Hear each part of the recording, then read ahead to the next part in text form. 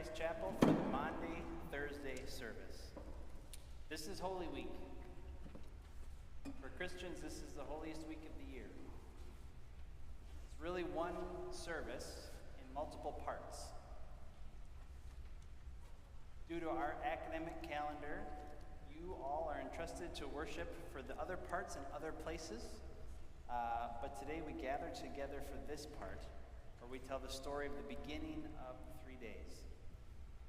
It's called Maundy Thursday because Maundy means command, in the Latin, mandatum. Jesus washes his disciples' feet and invites us, commands us to love one another as Jesus loves us. This is also the night of the Last Supper. Jesus feeds his disciples, offering bread and wine, his body, his blood. But around that table, both Judas and Peter knew, well, they've learned that they wouldn't be faithful till the end. Peter denied him, Judas betrayed him. So the service today ends with that stark reality that Jesus ends alone. He ends abandoned, and so we'll have a stripping of the altar at the conclusion of our service. We'll invite us all to depart in silence. Blessings to you all as you enter the rest of this Holy Week in faith.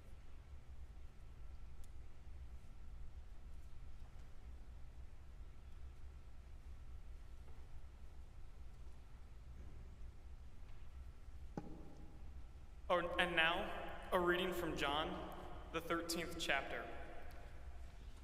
Now, before the festival of the Passover, Jesus knew that his hour had come to depart from this world and go to the Father. Having loved his own who were in the world, he loved them to the end. The devil had already decided that Judas, son of Simon Iscariot, would betray Jesus.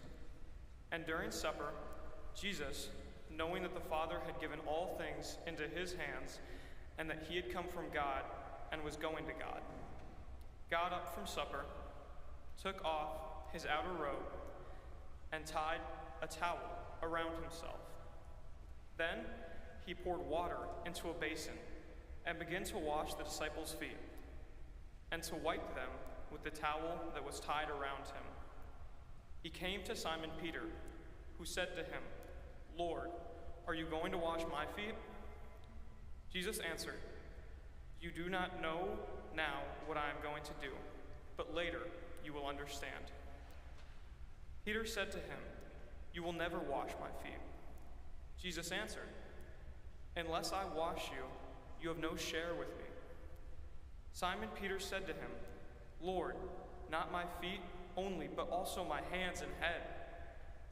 Jesus said to him, "One who has not bathed does not need to wash, except for the feet, but is entirely clean. And you are clean, though not all of you." For he knew who was to betray him. For this reason, he said, "Not all of you are clean." After he had washed their feet, he had put on his robe and had reclined again. He said to them, "Do you know what I have done to you? You call me teacher and Lord, and you are right, for that is what I am. So if I, your Lord and teacher, have washed your feet, you also ought to wash one another's feet. For I have set you an example, that you also should do as I have done to you. Very truly, I tell you, slaves are not greater than their master, nor are messengers greater than the ones who sent them. If you know these things, you are blessed if you do them." When he had gone out, Jesus said, "Now the Son of Man has been glorified, and God has been glorified in him. If God has been glorified in him, God will also glorify him in himself, and will glorify him at once. Little children, I am with you only a little longer. You will look for me, and as I have said to the Jews, so now I say to you, where I am going, you cannot come. I give you a new commandment, that you love one another, just as I have loved you. you also should love one another. By this, everyone will know that you are my disciples, if you have love for one another. Holy wisdom, holy word. Thanks be to God.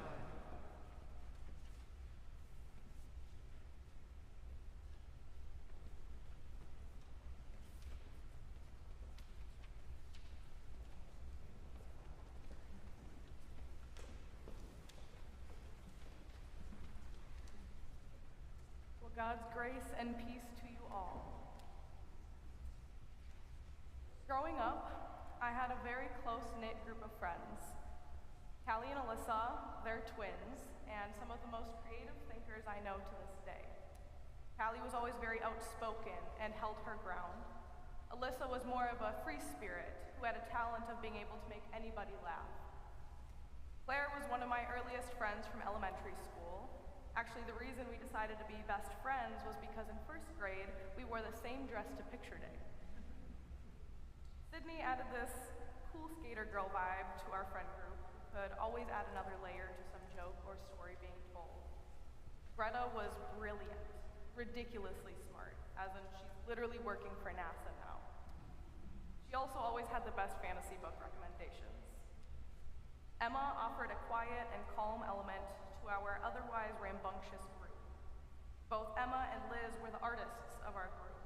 They both had this insane talent for drawing and painting. And Liz grew up in a more difficult environment than the rest of us and offered a perspective to life that made it all the more beautiful. We did everything together. Every birthday party, after school hangout, during late start mornings, as almost all of us were teachers' kids, we still went to school early just to be together.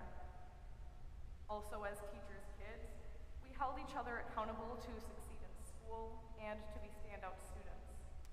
In 5th grade, we had started this kindness committee as an anonymous group who would put nice notes in random people's lockers for them to see when they got to school. During recess, we let our imaginations run wild, creating a storyline of pretend that lasted years through elementary school. We had so many good times together, but it was always the difficult times in life that stick out to me that was truly the foundation of our friendship. Whether it was someone moving out of their childhood home, someone's dog passing away, someone's parents going through a divorce, we were each other's people. When I think back to my childhood, these girls are my rocks. But time passes, people grow, people change. Entering into our teenage years, this was inevitable. Our interests changed, our focuses shifted, and we experienced new people, new ideas. We grew apart. Or how it felt to me at the time is that they grew apart from me. This particular time in my life was very confusing, as it is for every teenager, because this is simply a naturally transitional time of life in which our brains are undergoing drastic changes and we have more means to explore the world around us. And in the midst of all of this change and confusion within myself was the start of the global COVID pandemic, so any feeling of isolation I had more than doubled. Along with global morbid panic, at this age I found myself more interested in boys, curious about pushing the boundaries of my parents, and becoming friends with different groups of people. And for some reason, the friends I had known and relied on for most of my life had left me. They didn't have any interest in joining me in this growth and experimentation of life. Meanwhile, they all stayed very close as a friend group, even inviting new people into the circle that I knew so well, but suddenly felt closed off to. I remember feeling replaceable, abandoned, betrayed. For a long time, I was so sad and so angry about it all. I resented the girls who helped shape me, and at times, I wished I hadn't wasted so much of my time with them if it was all going to just fall apart. Those feelings were ones that I felt so strongly, and ones that I would likely feel again if I were in the position Jesus was in with his 12 disciples at the Last Supper. Except, Jesus did not just feel like he was being betrayed, he knew he would be. It was a fact. And yet, he did not wallow in self-pity or resent his disciples. He did not hold anger toward them, and he did not curse them out or ask for them to do differently. Instead, the Lord bowed before his disciples and washed their feet. The action of foot washing is significant throughout the Bible, in both the Old and New Testaments. Offering a guest to have their feet washed was a way to show honor, respect, care, and welcomeness into the home. And it was common practice for the guests' feet to be washed upon by low-ranking servants or slaves of the household. So for Jesus to be the one kneeling at the feet of his disciples, providing a service commonly done by some of the lowest in society, it was a shock. We can sense the shock in the comments made by Peter to Jesus as he begins his work. He even starts to deny Jesus the access to do this by saying, "No, you shall never wash my feet." And yet Jesus does. In doing this, he actively removes himself from the pedestal that the disciples have put him on, saying, "No servant is greater than his master." His actions were a call to his disciples to do the same, to not stand on a soapbox and shout the love of God, but to get on one's knees and show the love of God. Jesus washes the feet of every disciple, including Judas, his betrayer. Now this has got to be one of the greatest showings of what it means to love one's enemy. Jesus knows that Judas, one of his beloved disciples, who I'm sure he had grown very close to during their travels, will be the turning point to his death. And yet, Jesus cleanses Judas along with the non-betraying disciples. He loves them all just the same. But why? How can Jesus love and forgive Judas so easily? See, here's what I think Jesus understood better than 17-year-old Eva. Hurt is inevitable, and it is necessary. When we have any sort of relationship with another person, we risk the chance of being hurt by them. But that does not mean we should go about life without these relationships. Each broken or changed relationship is a product of and a contribution to your personal growth. Had Judas not betrayed Jesus, would humanity still have been saved? Had I not grown apart from my best friends, would I still recognize the value of the friendships I have formed in life since then?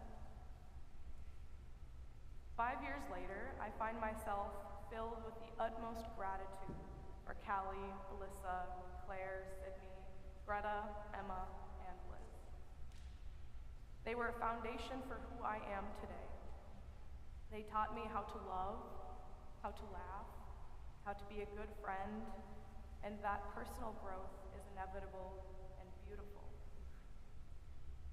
The resentment and anger I felt so strongly for so long has since been replaced with love and appreciation for the lessons we learned as a group, the memories made over the years, and the pieces of them that I still hold dearly in my heart that continue to shape who I am becoming. Our friendship was never a waste of time. I've since realized that during all of that change, I too was changing and contributed to our growing apart, if not a little more than the rest. I have not gone back to wash their feet, and to be honest, I have yet to reach out to all of them to express these newfound feelings. But I have recognized the efforts and the services that I need to do for the friends and relationships I do currently have. Ramaya Eisenbacher, Amelia Ernst, Ella Boats, Ella Anderson, Alex Johnson, Eli Spurgeon, Ben Farrens, Liv Earhart, and everyone else who is currently in my path of life, and those who have yet to join me in it.